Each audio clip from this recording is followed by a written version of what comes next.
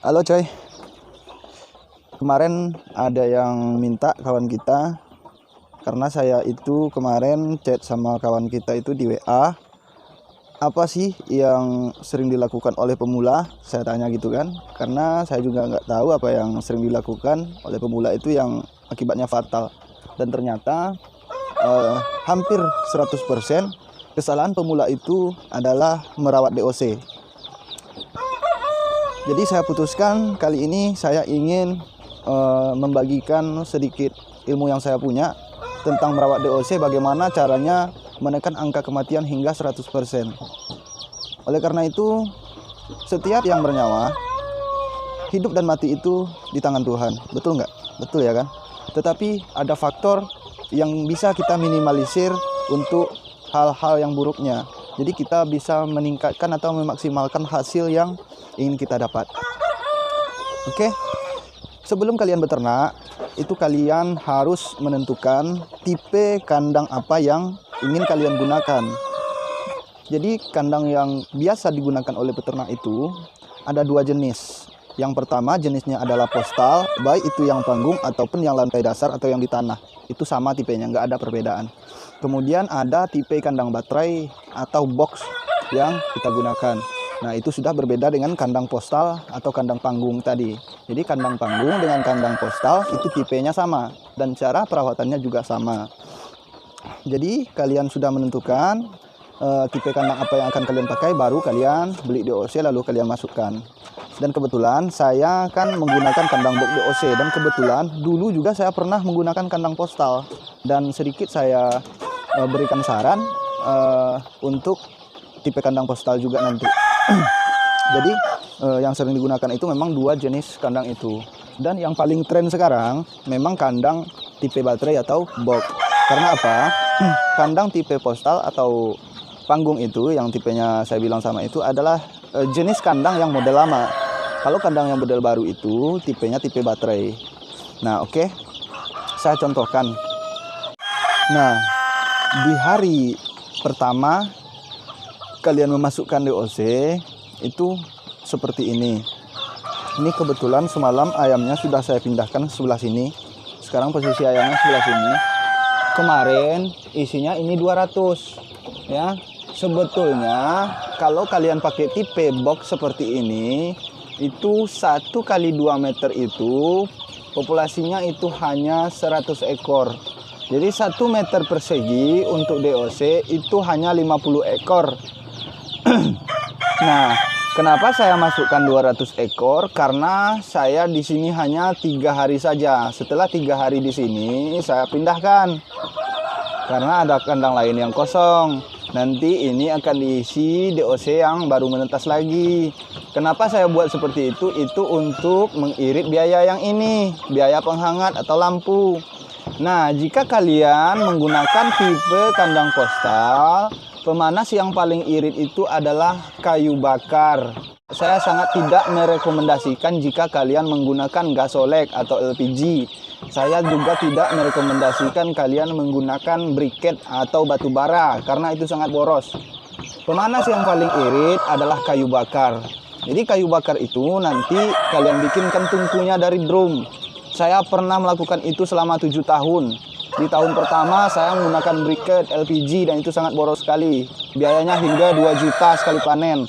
Tapi ketika saya menggunakan pemanas kayu bakar itu hanya 150.000 satu kali panen.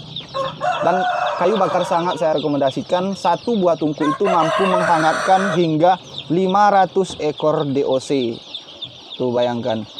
Kemudian pas di hari pertama kalian harus memberikan dia minuman yang mengandung karbohidrat yang tinggi atau yang paling gampang yaitu gula merah.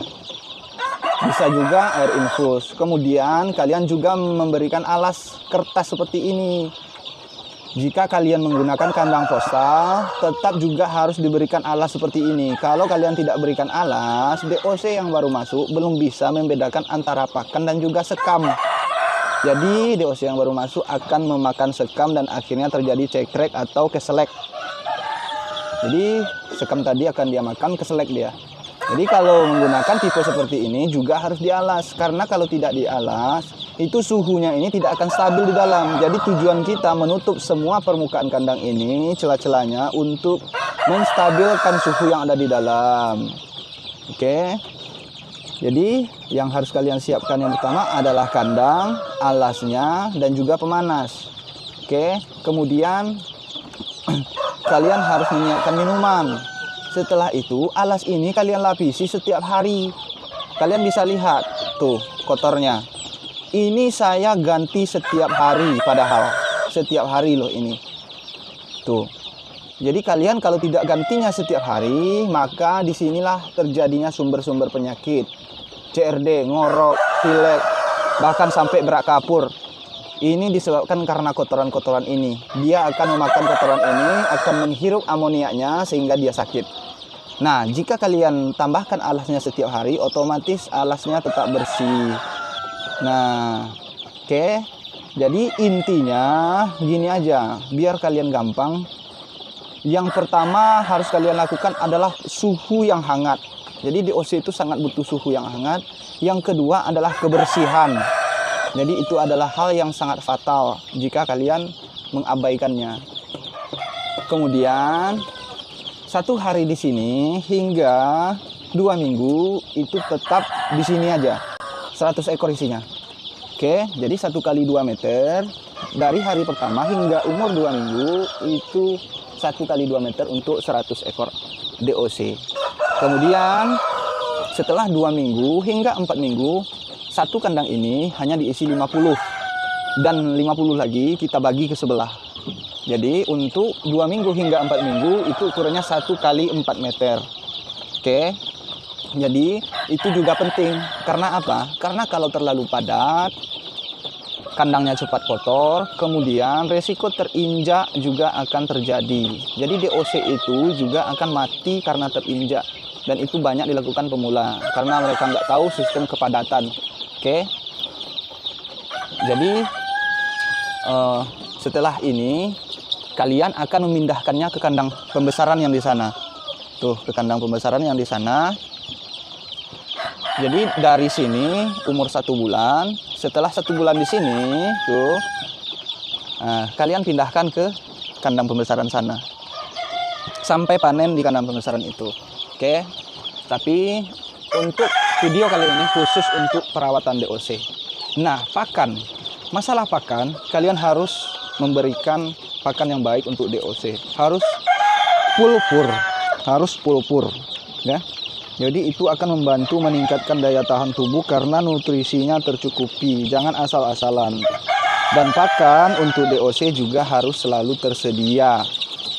Oke, kemudian untuk minuman kalian boleh tambahkan Vitacik 3 hari berturut-turut. Hari keempatnya kalian kasih air putih. Hari kelimanya boleh kalian kasih Vitacik lagi. Oke. Nah, ini contoh-contoh DOC-nya sehat-sehat semua, alhamdulillah. Tapi untuk minggu depan akan saya stop untuk kunjungan ke sini karena minggu ini terlalu banyak tamu yang ke sini untuk konsultasi, untuk apalah gitu ya. Untuk khusus minggu depan akan saya tutup sementara dulu karena sekarang situasi cuaca juga tidak bagus ya kan. Tuh udah mendung tuh. Mendung seperti ini, bos. Kalian rajin-rajin aja bersihkan kandang, suhunya kalian perhatikan. Di siang hari seperti ini tetap pemanas menyala untuk DOC. Karena itu akan sangat berpengaruh kepada nafsu makan DOC kalian. Jika DOC-nya kedinginan, dia nggak bakalan nafsu makan.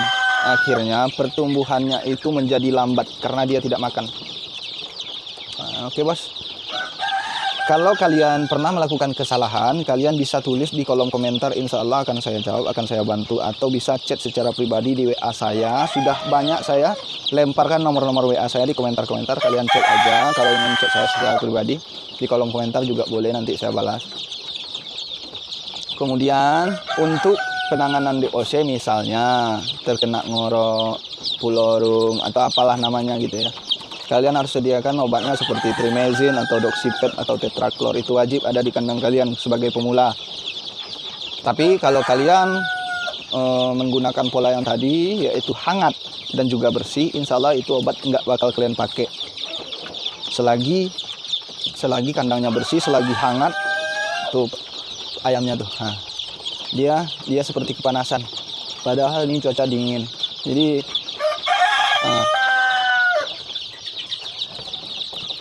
yang seperti itu yang diinginkan dia tuh. Jadi dia kuat minum dan juga kuat makan. Tuh. Jadi kesalahan oleh pemula itu yang sering dilakukan adalah tidak memperhatikan suhu panas yang ada di dalam box DOC. Dan untuk kandang postal itu sama, ya, sama. Jika menggunakan kandang box seperti ini, semua permukaannya ini harus ditutup. Jadi ini tuh bos, saya buka hanya di siang hari. Kalau malam itu saya tutup seperti ini semua yang saya tutup tuh. Nah, ada pakunya tuh. Ini semuanya saya tutup. Apalagi cuaca sekarang itu musim hujan. Itu saya tutup semua tuh. Ini nanti kita pindah ke kandang pembesaran sama yang di bawah ini semua. Tuh, hampir 200-an lah ini. Kalau ini 3 box ini. Di kandang saya ini sekarang hampir 1000 ekor lah. Kalau untuk pembesaran sekarang. Karena di bulan puasa ini cuma beberapa box aja yang keluar. Kemudian untuk induk yang di sana tuh, itu satu paket 5 betina 1 jantan itu sudah dibeli orang, sudah dibayar orang. Tinggal satu paket lagi 5 betina 1 jantan yang mau saya kurangin karena telurnya terlalu banyak bos. Itu aja pakannya udah saya kurangin. Biasanya 100 gram saya kasih sekarang cuma 80 gram. Untuk mengurangi produksi telurnya karena mesin kita terlalu penuh bos. Dan minggu kemarin itu saya jual telurnya bos, telur pertil, telur tetas ya kemarin itu.